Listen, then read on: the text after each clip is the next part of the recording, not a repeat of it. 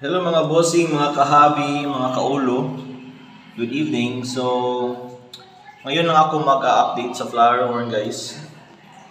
So, nakikita nyo, dako na good siya guys, no? So, distansya lang tagamay. Dako na good siya guys. So, nangutan na usap say process sa pagtubo sa ulo ani nila. So dili ni siya proportion, dili balance ang pagtubo sa cook niya.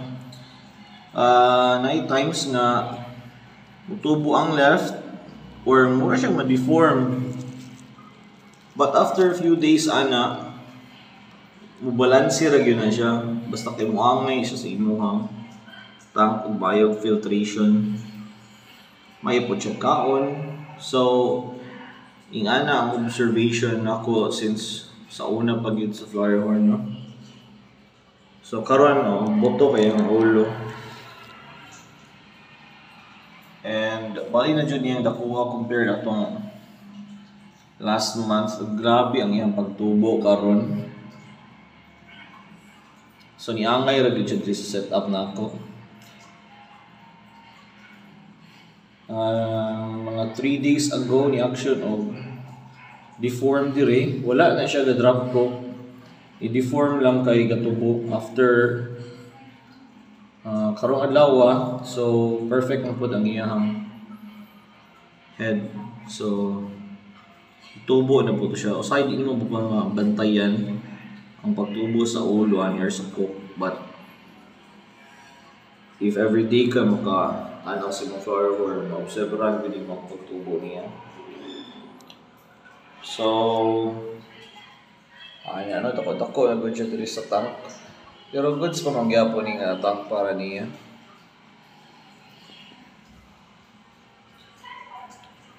So, perfect magyapon niya ang head, no? Same setup magyapon ta guys. Minisaw. Everyday, change water.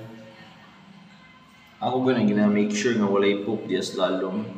Puro ng lava rocks, yung mga crushed corals para yan. Kalingawan, baling-baling, no?